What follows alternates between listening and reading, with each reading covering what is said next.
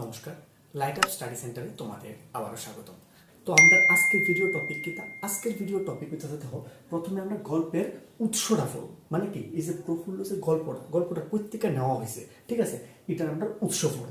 Next আমরা পড়ব গল্পের চরিত্র, মানে এই গল্পটার মধ্যে কে কে রোল প্লে করতেছে। যেমন আমি হিরো হিরোইন থাকে একটা মুভির মধ্যে, এরকম একটা গল্পের মধ্যে হিরো হিরোইন থাকে, এরকম গল্পের চরিত্র পড়ব আমরা, ঠিক আছে। আর পড়ব কি গল্পের কাহিনী, মানে প্রফুল্ল গল্পটার যে মেন কাহিনীটা কোন থেকে আইসে, কেমনে আইসে, এই কাহিনীটা আমরা আজকের ভিডিওতে বুঝুন, ঠিক আছে। তো চলো আর দেরি না করে আমরা শুরু করে দিই। তো প্রথমে আমরা কি গল্পের উৎস, ঠিক আছে। দেখো, এই যে প্রফুল্ল গল্পটা লেখছে কে? বঙ্কিমচন্দ্র চট্টোপাধ্যায়, যিনি নাকি সাহিত্যের সম্রাট, ঠিক আছে। বঙ্কিমচন্দ্র চট্টোপাধ্যায় প্রফুল্ল গল্পটা লেখছে। আচ্ছা, এই যে প্রফুল্ল যে গল্পটা অ্যাকচুয়াল কোন জায়গা থেকে নেওয়া হয়েছে? তাই না, একটা উপন্যাস লিখছিল বঙ্কিমচন্দ্র চট্টোপাধ্যায়, একটা উপন্যাস লিখছে। উপন্যাসটার নাম হচ্ছে দেবী চৌধুরানী উপন্যাস। ভালো করে নামটা শুনে রাখো কিন্তু, দেবী চৌধুরানী উপন্যাস। আশা করি তোমরা অনেক আগে ওই নামটা শুনছো, দেবী চৌধুরানী উপন্যাস। এই যে উপন্যাসটা টোটাল 3টা খণ্ডে তাকে বিভক্ত করছে। খণ্ড মানে কি তা কইতাছি। টোটাল কয়টা খণ্ডে বিভক্ত করছে? 3টা। আর প্রথম খণ্ডে আছে 16টা পরিচ্ছেদ, দ্বিতীয় খণ্ডে আছে 12টা পরিচ্ছেদ, তৃতীয় খণ্ডে আছে 14টা পরিচ্ছেদ। আমি একটু কইতাছি তোমরা ম্যাথ বই আছে, ম্যাথ বইয়ের মধ্যে আমরা দেখি না চ্যাপ্টার 1 এর পরে তোমরা 1.1, 1.2, 1.3 এরকম ভাবে থাকে। এই চ্যাপ্টার 1টা মনে করো প্রথম খণ্ড, আর 1.1, 1.2, 1.3 আছে এই যে পরিচ্ছদটি। এটা হচ্ছে খণ্ডটা, মিনস কি একটা চ্যাপ্টার, আর পরিচ্ছদটি হইতেছে এটার ভিতরে যে থাকে, ঠিক আছে, এই জিনিসটা। তো প্রথম খণ্ডের মধ্যে আছে 16টা পরিচ্ছেদ, দ্বিতীয় খণ্ডের মধ্যে আছে 12টা পরিচ্ছেদ, তৃতীয় খণ্ডের মধ্যে আছে 14। অনেক বড় উপন্যাস, মানে কিন্তু অনেক ভাস্ট একটা জিনিস কিন্তু। তো আমরা কিন্তু সবটা উপন্যাস পড়তাম না, ঠিক আছে। আমরা কোন জায়গাটা পড়ব? এই যে প্রফুল্ল গল্পটা, এটা অ্যাকচুয়ালি আছে কোন জায়গাটার মধ্যে? প্রথম খণ্ডের 2 নাম্বার পরিচ্ছেদের মধ্যে আছে। আমি আবার কইতাছি, প্রথম খণ্ডের 2 নাম্বার, মানে 2 নাম্বার যে পরিচ্ছদ, ঠিক আছে, দ্বিতীয় পরিচ্ছদের ভিতরে এই যে প্রফুল্ল গল্পটা তোমরা পাইয়া যাবা। মানে এই যে দ্বিতীয় পরিচ্ছদের মধ্যে যা যা ঘটনা ঘটছে, এটাই প্রফুল্ল গল্প, আর কিচ্ছু না কিন্তু। এই জিনিসটা এতুর ফোন তো ক্লিয়ার হয়েছে নিকো। তো তোমরা এটা একটু লেখা নাও কিন্তু, ঠিক আছে, বা একটা স্ক্রিনশট নিয়ে নাও, যাতে তোমরা পরে ইয়ে করতে পারো, নোট করতে পারো। কারণ এখান থেকে কিন্তু কোশ্চেন আইব যে প্রফুল্ল গল্পটি কার লেখা, এটা তো তোমরা বুঝছো। বা কইব যে প্রফুল্ল গল্প কোন উপন্যাস থেকে নেওয়া হয়েছে, দেবী চৌধুরীর উপরে। দেবী চৌধুরী উপন্যাসের কয়টি খণ্ড, কয়টি পরিচ্ছেদ, প্রথম খণ্ডের কতটি পরিচ্ছেদ আছে, দ্বিতীয় খণ্ডে কতটি পরিচ্ছেদ আছে, এরকম ভাবে কিন্তু তোমরা কোশ্চেন আইব। তো এটা তোমরা একটু প্লিজ উঠাই নাও। এরপরে আমরা নেক্সট কিটা করব, গল্পের চরিত্র করতে আছে, ঠিক আছে। তো দেখো, এবার আমরা প্রফুল্ল গল্পের চরিত্র, ঠিক আছে, চরিত্র মানে প্রফুল্ল গল্পটা মানে কি তা ওই দেবী চৌধুরানী যে উপন্যাস আছে, এই উপন্যাসের মধ্যে কিন্তু তারা আছে। তো প্রফুল্ল গল্পটার মধ্যে কেটা কেটা আছে, তারার মধ্যে দেখো এই যে চরিত্র, ঠিক আছে।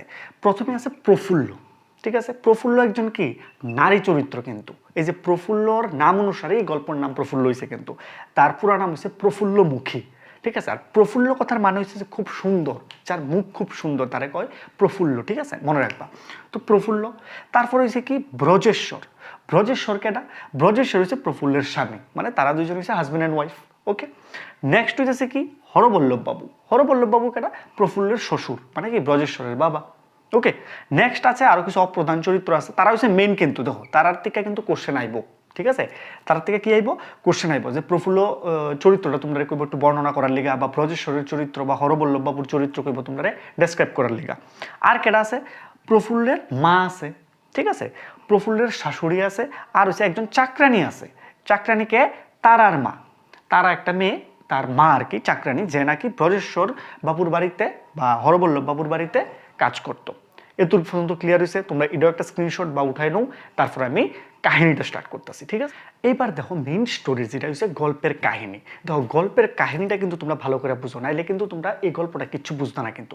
এবার দেখো, তো গল্পের কাহিনীটা আমরা বুঝতে গেলে আগে আমরা দেবী চৌধুরানী উপন্যাসটা একটু বুঝতে দেবো কিন্তু। আমি পুরাটা উপন্যাস তোমরা একদম ব্রিফে, একদম শর্টে বুঝাই দেবো। কেলিকা? কারণ প্রফুল্ল গল্পটা কিন্তু আমরা জানি যে দেবী চৌধুরানী উপন্যাস থেকে নেওয়া হয়েছে। এখন যদি আমরা দেবী চৌধুরানী উপন্যাস সম্পর্কে যদি একটু না জানি, তাহলে আমরা কিভাবে এই প্রফুল্ল গল্পটার পড়ব? একটা কোশ্চেন আছে না? তো আমরা চলো আগে এই যে দেবী চৌধুরানী উপন্যাসটা একদম শর্টে কয়ে দেবো, একটু সময় লাগবো, এটা তোমরা একটু ধৈর্য সহকারে বই, বা ধৈর্য সহকারে তো বইতেইব, বিকজ আমি তোমরা এমনভাবে বুঝাবো তোমরা বইতেই লাগবো, তোমরা উঠতে যাইতে পারতা না। এটা আমার একটা চ্যালেঞ্জ, ঠিক আছে। তো দেখো কি তৈছে স্টোরিটা কি, দেবী চৌধুরানীর হরবল্লভ বাবুর ফ্যামিলি আর কি প্রফুল্ল তারার ফ্যামিলি।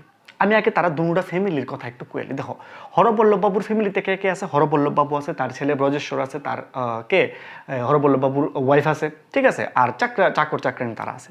আর এদিক দিয়া প্রফুল্লের বাড়িতে কে আছে? প্রফুল্লের মা আছে, প্রফুল্ল আছে, আর প্রফুল্লর বাবা নাই কিন্তু, ঠিক আছে, অনেক ছোটবেলায় প্রফুল্ল তার বাবারে হারাই লেছিল, ঠিক আছে, এতটুকু পর্যন্ত ক্লিয়ার হয়েছে। হরবল্লভ বাবু তারা খুবই রিচ ফ্যামিলি আসলো, খুবই মানে ওয়েল নোন একটা ফ্যামিলি আসলো ওই সময়ের দিনে।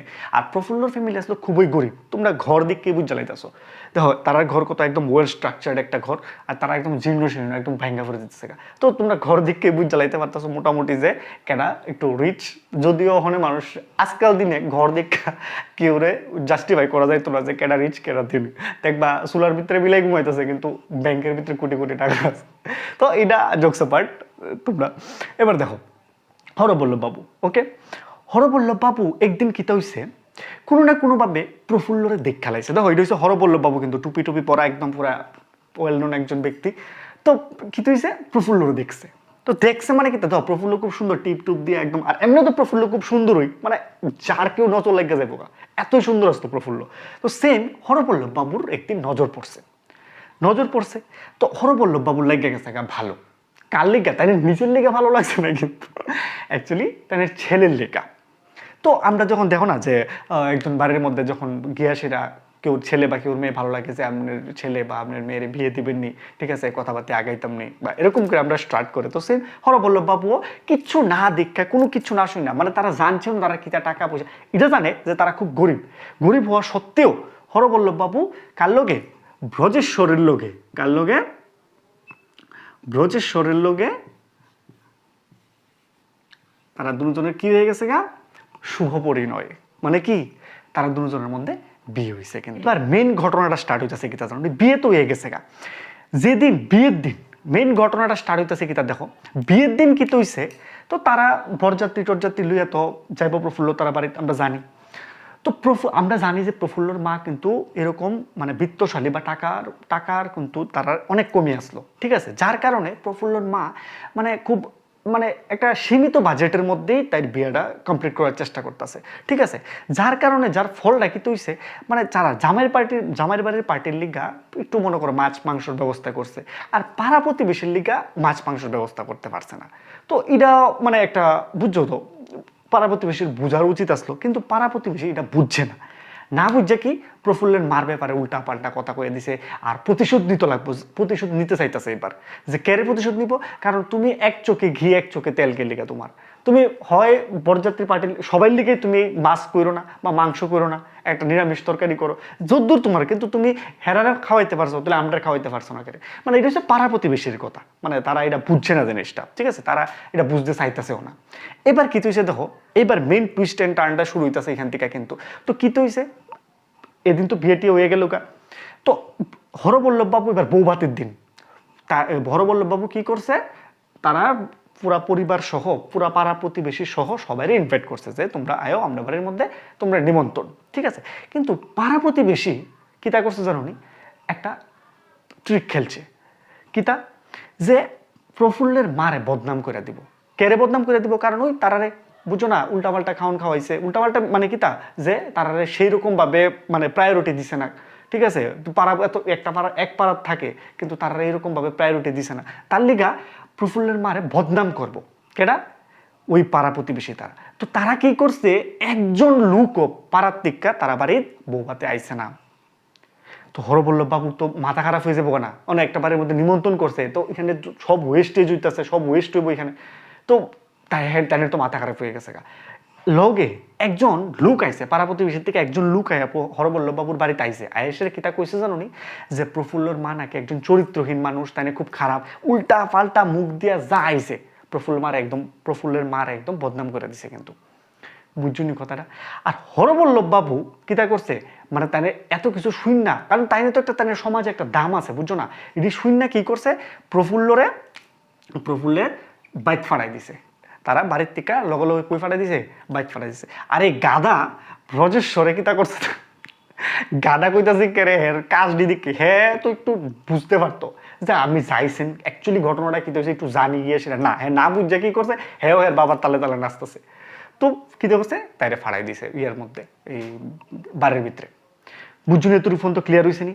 এইবার কি তো হয়েছে জানো নি, এবার তাই তো বাড়িতে গেছে, কিন্তু তাই তো কি থাকতো মানে ওই আগেকার সময়ে যখন বিয়ে হয়ে যেত গা, তখন তুমি বাবার বাড়ির থাউন মানে এটা একটা কার্স, একটা অভিশাপ, ঠিক আছে? তুমি বাবার বাড়িতে কেমনে থাকবা, তোমার বিয়ে হয়ে গেছে গা। তো ইটালীয় মানুষে যে যেমন পারে প্রফুল্লের উল্টা মিথ্যা অপবাদ মানে যা খুশি তা কয়। প্রফুল্ল মারও কইতাছে মানুষে, হ্যাঁ যে বিয়ে হয়েছে, একদিনও স্বামীর বাড়ির মধ্যে থাকতে পারছে না, এবার এই সেই মানে অনেক কথাবার্তা চলতেছে।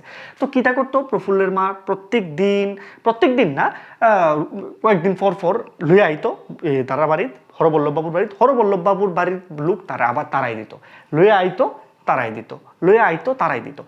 এই দেখো, এই যে লইয়া আইতো তারাই দিত, এই যে জায়গার ঘটনাটা, ইডই তোমরা কিন্তু প্রফুল্ল গল্পটা, মানে তোমরা যে প্রফুল্ল গল্পটা পড়বা, এই দেবী চৌধুরানী উপন্যাসের কোন জায়গাটা বুঝছো নি?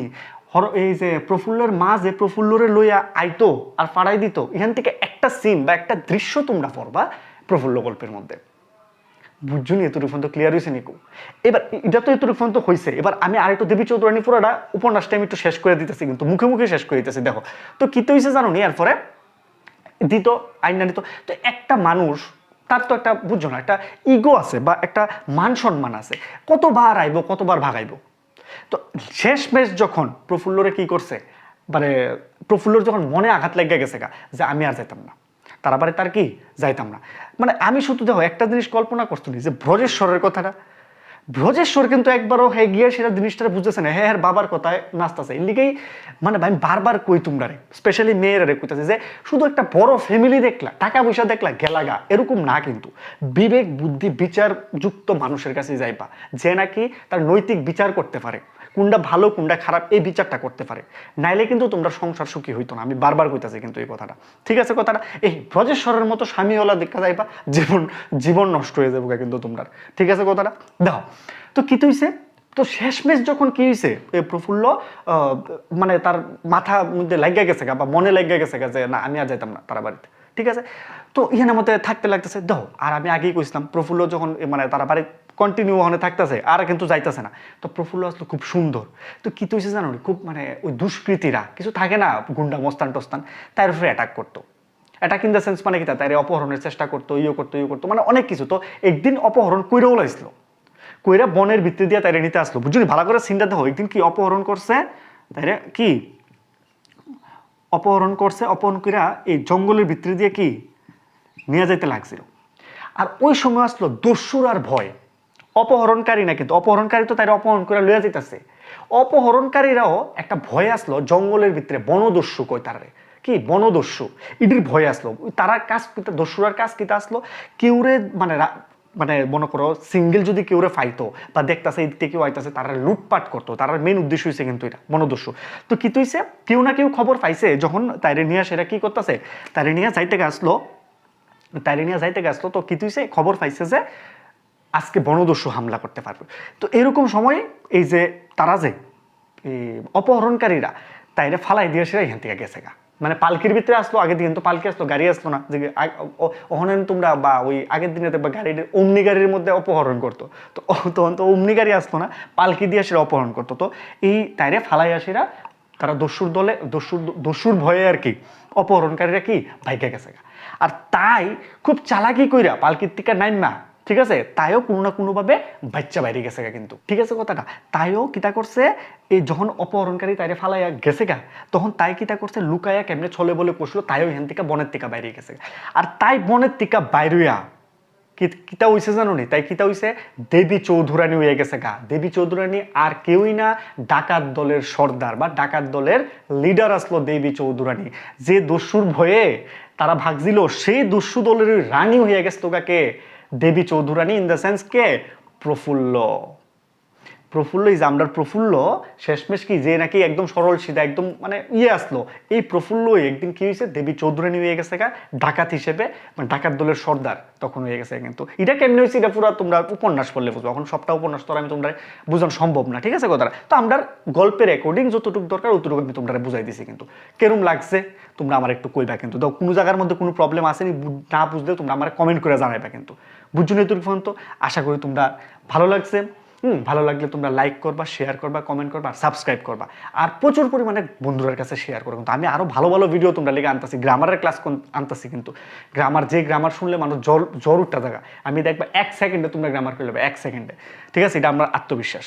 নেক্সট ভিডিওতে আমরা পার্ট 2 যেটা আইতেছে, পার্ট 2 মধ্যে আমরা গল্পটা ডিসকাশন করবো। দেখবে এর অক্ষণ যেমন গল্পটা ফুরুম না, তোমার কাছে একদম জলবাতের মতো লাগবো, যে ওয়াও কি সেরা লাগতেছে ওখানে। কিন্তু পার্ট 1 আগে দেখবা, তারপরে কিন্তু পার্ট 2টা দেখতে হইব, ঠিক আছে কথাটা? তো এতটুকু পর্যন্তই, তোমরা ভালো থাকবা, সুস্থ থাকবা, ঠিক আছে? আর প্রচুর পরিমাণে জল খাইবা, যে গরম, মানে গরমে কিন্তু বাঁচা কিন্তু অসম্ভব হয়ে যেতেছে, তোমরা একটু নিজের খেয়াল রাখবা। এতটুকু পর্যন্তই, নেক্সট ভিডিওতে আবার দেখা হইতেছে। Good bye.